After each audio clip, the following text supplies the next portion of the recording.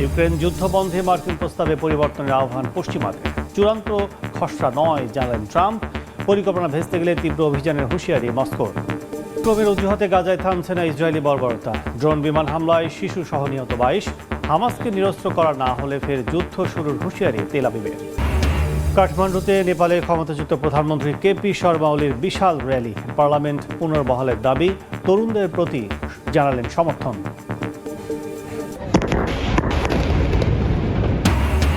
মিয়ানমারের 200 scam centre গুড়িয়ে দিল জান্তা বাহিনী। 22,000 ফোন জব্দ, আটক 1,000। নির্বাচনের আগে বিদ্রোহীদের সঙ্গে সংঘাতে শতাধিক সেনা নিহত।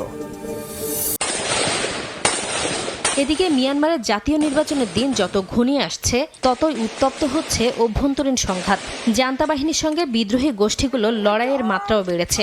মিয়ানমারের চীন অঙ্গরাজ্য সাগাইং ও মাগোয়ে অঞ্চলের সীমান্ত জুড়ে গত 6 থেকে 18 নভেম্বর পর্যন্ত 13 দিনের লড়াইয়ে শতাধিক সেনা নিহত হওয়ার খবর পাওয়া গেছে।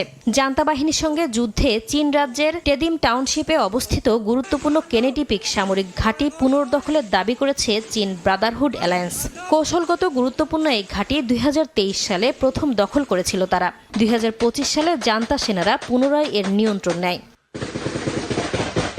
মিয়ানমারের রাখাইন রাজ্যেও জান্তা ও আরাকান আর্মির মধ্যে তীব্র সংঘর্ষ চলছে। কিয়াওকফিউ এলাকার একটি গ্রাম দখলকে কেন্দ্র করে চলমান লড়াইয়ে আরাকান আর্মি কৌশলগতভাবে এগিয়ে রয়েছে বলে জানিয়েছে সামরিক সূত্র। মিয়ানমারের মিয়াওদ্দি শহরের বিতর্কিত কেকে পার্ক স্ক্যাম সেন্টার কম্পাউন্ডে ব্যাপক অভিযান চালিয়েছে জান্তা বাহিনী। গুড়িয়ে দিয়েছে প্রতারণার কাজে ব্যবহৃত 180টির বেশি ভবন। জব্দ করা হয় 2,653টি কম্পিউটার ও প্রায় 22,000 মোবাইল ফোন। দেশটির রাষ্ট্রীয় গণমাধ্যমের তথ্য অনুযায়ী অভিযানে ইন্দোনেশিয়া, চীন, ইথিওপিয়া সহ 22টি দেশের 1,000-এর বেশি নাগরিককে আটক করা হয়, যাদের অনেকের বিরুদ্ধে মানব পাচারের সঙ্গে জড়িত থাকার অভিযোগ রয়েছে।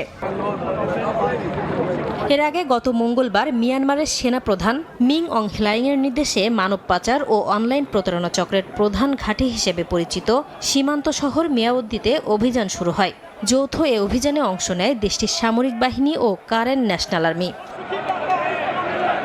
স্ক্যাম সেন্টারগুলো এশিয়া, আফ্রিকা, চীন, ভারত সহ বহু দেশের মানুষকে চাকরির লোভ দেখিয়ে মিয়ানমার সীমান্তে নেয়ার পর তাদের আটকে রেখে প্রতারণার কাজ করতে বাধ্য করত বলে অভিযোগ রয়েছে।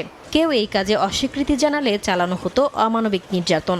ইনভেস্টমেন্ট স্ক্যাম, মানি লন্ডারিং, বিভিন্ন আর্থিক প্রতিষ্ঠানের ভুয়া কাস্টমার সার্ভিসের মতো প্রতারণার বিশাল নেটওয়ার্ক গড়ে তোলা হয়েছিল এসব সেন্টারে। এখানে প্রতারণার মাধ্যমে বছরে বিলিয়ন ডলার অর্থ হাতিয়ে নেয়ারও অভিযোগ রয়েছে। গাজায় ইসরায়েলের ড্রোন ও বিমান হামলায় 4 শিশু সহ অন্তত 22 জন নিহত হয়েছেন। হামাসের দাবি, এসব হামলার মাধ্যমে যুক্তরাষ্ট্রের মধ্যস্থতায় হওয়া যুদ্ধবিরতি চুক্তি লঙ্ঘন করছে ইসরায়েল। এদিকে তেল আবিব হুঁশিয়ারি উচ্চারণ করে বলেছে, যুক্তরাষ্ট্র হামাসকে নিরস্ত্র করতে ব্যর্থ হলে পুনরায় যুদ্ধ শুরু হবে উপত্যকায়। ড্রোন ও ক্ষেপণাস্ত্র হামলায় গাজায় বাড়ছে হতাহতের সংখ্যা। শনিবার গাজা সিটির রিমাল, তুফা, সুজাইয়া ও নুসাইরাত শরণার্থী শিবিরে আক্রমণ করে ইসরায়েলি বাহিনী।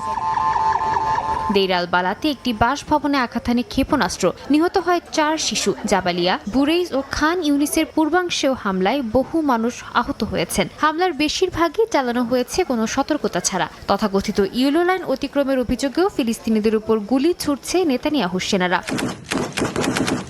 ইসরায়েলের দাবি, ইয়েলো লাইন অমান্য করে তাদের উপর হামলা চালিয়েছে ফিলিস্তিনি যোদ্ধারা। পাল্টা জবাবে রাফা অঞ্চলে 3 যোদ্ধাকে হত্যা করে তারা। এদিকে হামাস বলছে, ইসরায়েল ইয়েলো লাইন অতিক্রম করে পশ্চিম মুখে অগ্রসর হয়েছে, যা যুদ্ধবিরতির স্পষ্ট লঙ্ঘন। আন্তর্জাতিক মধ্যস্থতাকারীদের জরুরি হস্তক্ষেপের অনুরোধ জানিয়েছে হামাস। এভাবে চলতে থাকলে যুদ্ধবিরতি ভেঙে পড়বে বলে সতর্ক করেছে তারা। যুদ্ধবিরতি চুক্তির এই ভঙ্গুর দশায় ইসরায়েলি নেতারা বলছেন, যুক্তরাষ্ট্র যদি হামাসকে নিরস্ত্র করতে ব্যর্থ হয় তবে আবারও অভিযান শুরু করতে পারে তেল আবিব। যদিও যুদ্ধবিরতি চুক্তি অনুযায়ী গাজা থেকে ইসরায়েলি সেনাদের সম্পূর্ণভাবে প্রত্যাহার ও হামাসের নিরস্ত্রীকরণের কথা বলা আছে, তবে বাস্তবে টানা 6 সপ্তাহ ধরে হামলা থামেনি। এই অবস্থায় গাজায় বন্যা, পয়ঃনিষ্কাশন সংকট ও খাদ্য সংকটে 7 লাখের বেশি বাস্তুচ্যুত মানুষ বিপর্যস্ত হয়ে পড়েছে।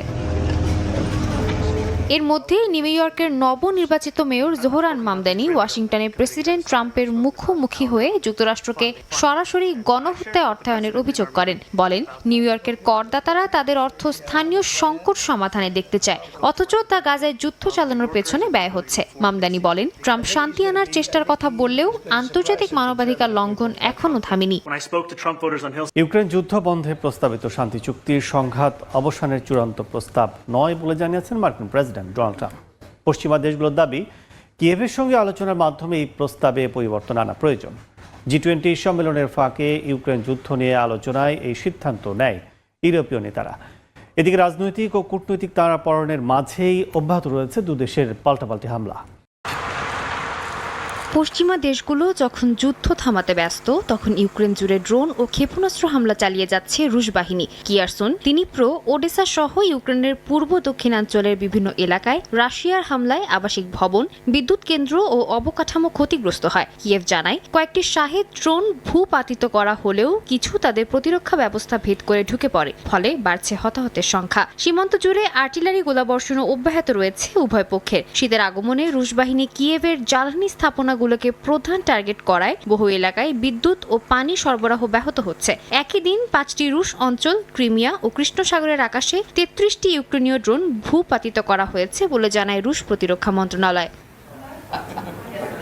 এদিকে শান্তি আলোচনায় মার্কিন সমর্থিত প্রস্তাব ঢেউ তুলেছে কূটনৈতিক অঙ্গনে। কিয়েভের মতে, সার্বভৌমত্ব ও ন্যায় বিচার নিশ্চিত না হলে কোনো শান্তি দীর্ঘস্থায়ী হবে না। ইউক্রেনের ইউরোপীয় মিত্রদের দাবি, মার্কিন রুশ প্রস্তাব নতুন শান্তি আলোচনার ভিত্তি হতে পারে, কিন্তু এতে এখনও অনেক পরিমার্জনা প্রয়োজন। এদিকে শুরুতে সময় বেঁধে দিয়ে চাপ সৃষ্টি করলেও এখন মার্কিন প্রেসিডেন্ট ডোনাল্ড ট্রাম্পের গলায় ভিন্ন সুর।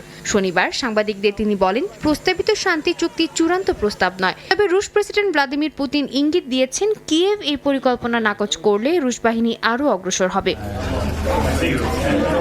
G20 সম্মেলনের ফাঁকে ইউক্রেন ইস্যুতে বৈঠকে বসেন ব্রিটিশ প্রধানমন্ত্রী কিয়ার স্টারমার, ফরাসি প্রেসিডেন্ট ইমানুয়েল ম্যাক্রো এবং জার্মান প্রেসিডেন্ট ফ্রিডরিক মেজ। এ সময় যে কোনো সমাধানই কিয়েভকে সম্পৃক্ত করার পাশাপাশি ইউক্রেনের সার্বভৌমত্ব নিশ্চিতের উপর জোর দেন তারা। পরবর্তীতে G7 ভুক্ত দেশগুলোর সঙ্গেও বৈঠক করেন তারা। এদিকে ইউক্রেনের পরবর্তী পদক্ষেপ ও শান্তি চুক্তির ভবিষ্যৎ নির্ধারণে ইউরোপীয় নেতাদের সঙ্গে একের পর এক বৈঠক করছেন ইউক্রেনীয় প্রেসিডেন্ট ভলোদিমির জেলেনস্কি। একই বিষয়ে সুইজারল্যান্ডে যুক্তরাষ্ট্রের সঙ্গে ইউক্রেনের বৈঠকের সম্ভাবনার কথা জানিয়েছেন এক ইউক্রেনীয় কর্মকর্তা। স্থানীয় সময় শনিবার কাঠমান্ডুর সমাবেশটি ছিল কেপি শর্মা ওলির ক্ষমতাচ্যুতির পর প্রথম উল্লেখযোগ্য শক্তি প্রদর্শন। লাল পতাকায় ছেয়ে যাওয়া ভিড়ের সামনে তিনি বলেন, বর্তমান অচলাবস্থা কাটাতে একমাত্র সমাধান সংসদ পুনর্বহাল। তিনি অভিযোগ করেন, জনগণের ইচ্ছা উপেক্ষা করে রাষ্ট্র চলছে, আর প্রেসিডেন্টের সিদ্ধান্ত দেশকে আরও অনিশ্চয়তার দিকে ঠেলে দিচ্ছে। গত 9 সেপ্টেম্বর দুর্নীতি বিরোধী বিক্ষোভের মুখে পদত্যাগে বাধ্য হন ওলি। জেনজিরা কারফিউ উপেক্ষা করে রাস্তায় নামলে প্রথম দিনের সংঘর্ষে বেশ কয়েকজন নিহত হন। পুলিশের সঙ্গে ধস্তাধস্তি, টিয়ারশেল ও রাবার বুলেট নিক্ষেপ সব মিলিয়ে কয়েক ঘন্টার মধ্যে পরিস্থিতি নিয়ন্ত্রণের বাইরে চলে যায়। বিক্ষোভের মূলে ছিল সামাজিক যোগাযোগ মাধ্যমে নিষেধাজ্ঞা। সংসদ ভবনের সামনে জড়ো হওয়া বিক্ষোভকারীদের ছত্রভঙ্গ করতে বল প্রয়োগের পরই সরকার নিষেধাজ্ঞা তুলে নেয়। তরুণদের অভিযোগ, রাজনীতিক ও তাদের পরিবার বিলাসী জীবনে মত্ত, আর কর্মসংস্থানের অভাবে প্রতিদিন হাজারো তরুণ বিদেশে পাড়ি দিচ্ছেন। এই বৈপরীত্য থেকেই আন্দোলন আরও বিস্তৃত হয়। সমাবেশে উপস্থিত দলীয় নেতারা অভিযোগ করেন, রাষ্ট্র এখন অচলাবস্থায় আটকে আছে। ওলিও তার ভাষণে তরুণদের জাগরণকে সমর্থন জানিয়ে বলেন, তরুণদের দাবির প্রতি শ্রদ্ধা দেখাতে হবে। তার দাবি, রাজনৈতিক স্থিতি ফেরাতে এবং জনগণের আস্থা পুনর্গঠনে সাংবিধানিক কাঠামো পুনরায় চালু করা ছাড়া আর কোনো পথ নেই।